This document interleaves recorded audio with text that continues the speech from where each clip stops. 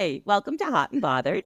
I'm Laura. I'm Hitha, and on this podcast, we talk about romance novels and resistance, hot takes and hot gossip, and just a fun conversation. And we're thrilled you're here. Laura, how are you doing this week? I'm doing great because it's Friday, but it was sort of a real reality week in where things are with the world. There was a lot that went on that was like, what is even happening right now? I thought the beginning of the week was rougher, but the sun is shining in New York City today and it feels, I don't know, a little bit better. How about you? We have like fake spring in New York right now. So it's when like we've had high, like in the 50s and it feels warmer and you feel like you're thawing out. And you would think you could put away all that winter stuff, and you can't because by next I week love it's that going to be Instagram meme that goes around. It's like fall, spring, full spring, like all the different seasons in New York. exactly. Where it's like, we are here. It's like, yes, we are in fall. Spring. We are in full spring. So do not put away your puffers. Do not put away your boots. Watch it. We're going to get like snow in another week or It will so. definitely do again. I just finished a new book series that has a second series that goes with it that I can't wait to tell you about. Okay, I think I mentioned that my new favorite author of romantasy is Kira Alessi. And she has several series. This one, Demons and Deaths by Kira Alessi. The main character is autistic, as the author is, which she talks about. I love the inclusivity of that. This is what I loved about this book and one of the things I love about romance and what I think it can do. The main character, part of her experience of autism, she has a hard time kind of expressing emotions and being able to understand and read the emotions of those around her. Like she's always trying to be like, oh, he moved his lips. Does that mean he's happy? Like that doesn't quite register for her. But she talks a lot in the book about people think that people on the spectrum with autism don't have feelings. She's like, I have every feeling. I just don't know always how to express it. So she somehow falls in with a clan of incubi, as one does. And the incubi in this world feed off sexual energy. I kid you not. So it is very sexy, but it's also really well written and a really good story because once they become bonded, they can feel one another's emotions. It's so well done symbolism that she kind of her whole life couldn't understand emotions. And then these men she bonds with, part of it is that she suddenly understands others' emotions and they understand hers. I just thought the whole thing was like a nice allegory for falling in love. Is it a reverse harem? So one woman, multiple dudes? Yes, reverse harem. Good use of the term. I mean, and there's a little bit of bully in there too. A little, they're like a little mean to her at first, and then they realize. You know, it's a trope I don't primarily read, but it's like a mood read for me. And like when I'm in the mood for it, I very Which much one, the bully or the both. Because the thing is, with some reverse harem, I feel like I need to take a piece of paper and do some stick figure drawings to figure out how everything. Like, I want to have a guide and have okay, Kai is the mean one, Silas is this one, or whatever, But I have to say, I don't mind a book where the heroine is being worshipped and sought after by 5 different men. I'm gonna admit, I think that's really fun, and not something I would have thought was fun to read about. But here we are in the world of romantasy. I'm trying to think of the ones I have read. It's easier to take in a fantasy world. 100%. I don't even read about people in the real world having multiple men with one woman. That is not interesting to me. But I do want to read about incubi and fairies potentially having one. So I've done a reverse harem twice. Okay. One was in Romantasy. It was The Court of the Vampire Queen by Katie Robert. And it just starts with the spiciness from the first page. From the gut. Highly recommend. But that was one where I was in some of the steamier scenes with multiple partners. I was like, how's this working right now? Okay. But thoroughly enjoyed it. What you want a diagram. You didn't even I want a diagram. It's not about characters. No. You wanted to diagram the sex positions. Exactly. Well, as you know, a former Cosmo editor, I did edit several of our books on sexual positions.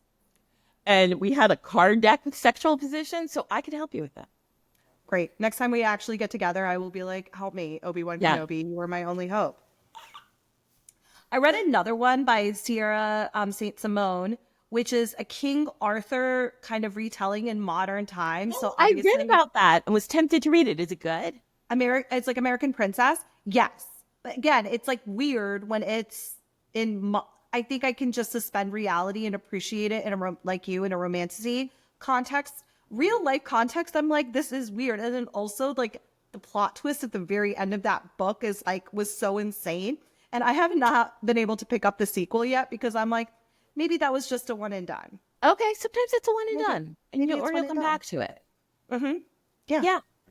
What are you reading this week? So I read a lot of books last week. When I was away, we went to Pennsylvania, we skied. I actually managed to ski again, which I felt I'm very so satisfied. I was so proud of myself. And so I read an advanced copy of, Oh, a little galley brag. yes, Time Loops and Meet Cute. This book was adorable. I am a sucker for time travel, the little bit of science fiction element to things. I agree. And so this book has a time loop. This woman is trapped in a single day for like a really long time compared to most time loop stuff I've ever been exposed to. And in it, she stumbles across a guy in like the early time loops, and she discovers he's kind of her way out. I loved it. It was so sweet. It was actually like Sounds so really, nice. yeah. And I think what's so nice about it is in some of these romance novels, we talk about like the female main character is exceptional in some way. And it's like what makes her different. Like she's a badass lawyer. Some of these remarkable in contemporary novels, especially there's something very remarkable about the female main character. In this one, she is, but it slowly gets peeled away as the book progresses. And the way she's introduced is she views herself as someone quite ordinary. Mm-hmm. And how that perception of herself is something that needs to be changed as she gets out of the loop. What I also love about it is it's set in Toronto, which is where I met my husband, who is like the real lover of time loops and time travel in our marriage. So I made him read it. And I don't think I prepared him quite enough because he's never really read a romance novel before. I said, it's a romance novel, but it's about time loops. Or I might have said, it's a time loop novel with some romance, because he came back to me and he was like, honey, some of those scenes were graphic. And I was like, yeah. He's like, this is what you're reading all the time? And I'm like, yeah. He's like, honey. It was adorable. I'm also very grateful that he gave me permission to share this story here because it was one of those. I love that. What's his favorite time travel book or movie? I mean, obviously Back to the Future. It's his all-time favorite. Yeah. All-time favorite. The OG. The OG. But there was this wonderful time loop Hallmark movie called Round and Round. It's like a Hanukkah holiday movie where there is a sort of interfering elder. That's all I'll leave it as. That is one of our now like must watches every holiday season. So this book had a lot of those vibes, though the way you exit the time loop is different than anything else I've ever read. So I believe this book comes out in May. Highly recommend pre-ordering it. And I promise like next week when we chat, I'll share a book that's actually out. Because now I'm 2 for 2 to be okay, like, so next week pre-order I want to do like a deep dive on Onyx Storm. Are you down? Like I want to do like a look at my sweatshirt. I Am I mean, down? wait, show him the back. Show him the back. Oh my God, yes. I have, there's Taryn and our Andara on the back. Oh, See? I can. It's so good. Where Rebecca Yarros' website? Where did you get this? Got this off TikTok Shop, so it's not officially licensed, but I will link to some officially licensed as they should be ones in the show notes, so you can go check it out. But I couldn't resist. I love cozy weather. I'm excited to try that, and I've not read a romance novel set in Toronto, and we're all talking a lot about Canada right now. I know. Canada's on my mind, and I want to take the kids to Toronto for a number of reasons. One, to be able to say, this is where we met. Two, it's such an easy trip from New York, and it's got so many great family-friendly stuff. But three, maybe because we have to go to get, like, our routine flu shot and COVID shots, because every year the FDA convenes an advisory meeting with some of the leading public health physicians and epidemiologists to decide what flu strains will be included in the upcoming year's vaccine. This also coincides with feedback from the WHO during their March meeting, and pending those decisions, the drug manufacturers, the vaccine manufacturers go into production for the vaccine by April. So these are really important meetings. This HHS decided to cancel this meeting with zero context or explanation why. And while the agency will issue guidance about what strains should be included, and there's still a lot of talented scientists still at the agency, it's the one that hasn't seen the sort of mass firing or mass exodus the way we have from others. It does concern me because that meeting and the advisory meetings that clinicians and other experts have with industry and with the agency are so important when it comes to especially public health focused things. It can't vaccines. There may not be a flu vaccine next year.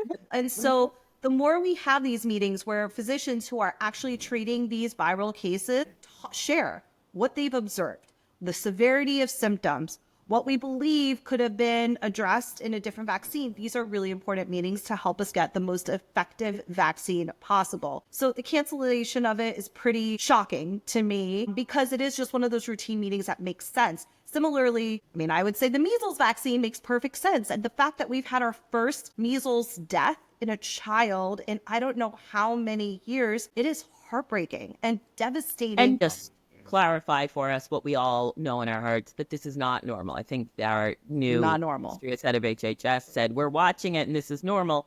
But there hasn't been a flu death, measles death in 10 years. So I'm not sure how that's normal. It's not normal because measles has been eradicated through routine and regular vaccinations. There's something I saw online where it's like, well, I trust RFK to come up with the cure for the measles. The cure is vaccination. We've had the cure. And so the cognitive dissonance of fact from feelings, or as Kellyanne Conway said, alternative facts. Like the alternative factivization of American politics and our discourse is really horrifying. So as a parent, I am heartbroken, of course, so sad that this happened. And as someone who works in healthcare and who just cares about other people, I can't help but be just so frustrated that it doesn't have to be this way. And we have solutions. So that's my fixation of everything is awful. I got really freaked out by what went down in Idaho this week. I don't know if you saw it, but there was a town hall meeting that I think the local Republican committee there was holding, but it was an open public town hall. A woman in the audience pushed back at a couple things, from what I understand. She kind of made a couple comments out loud for people to hear. She wasn't like getting up and waving signs and screaming like a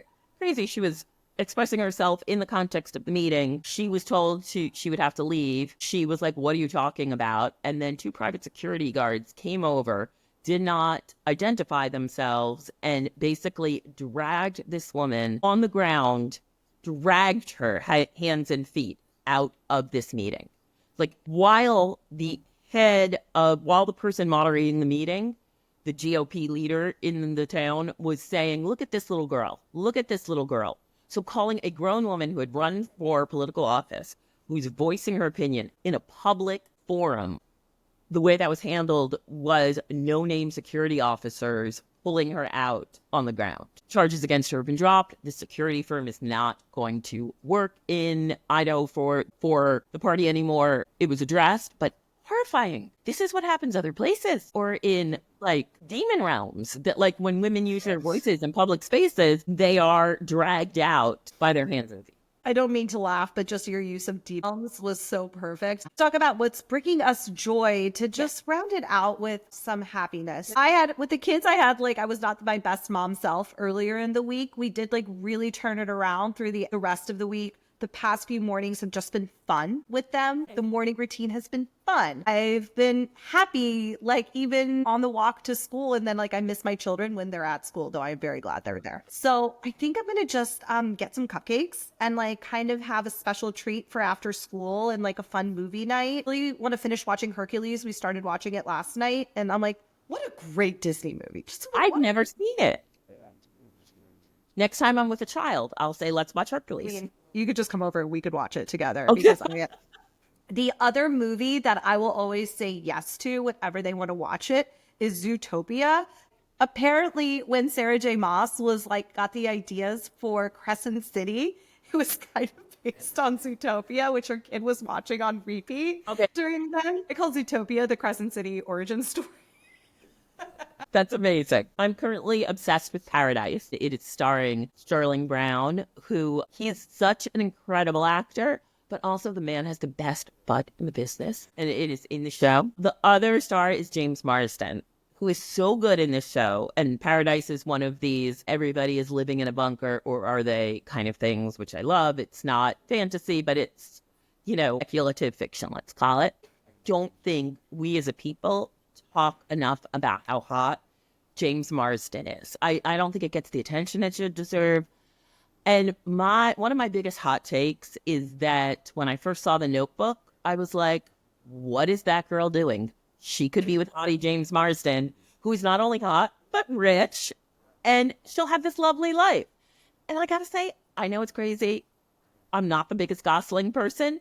So I was like, really? You're gonna go run off with that guy when you could be with James Marsden? And also he's in the Sonic movies, which my kids also love. So this is a man who's not only unequivocally beautiful, but is happy to be the sidekick to fictional creatures beloved by children. So like, if that isn't Riz, I don't know what is. So I will watch Paradise just because of James Marsden and your endorsement. I love that. I love you. This was so much fun. I love you too, everyone. Right. Everybody get ready for Onyx Storm next week because we're going deep. Yes. I'm going to reread. And I have to wash this sweatshirt so I can wear it again. Oh, maybe I'll get one. All right. Bye. Bye.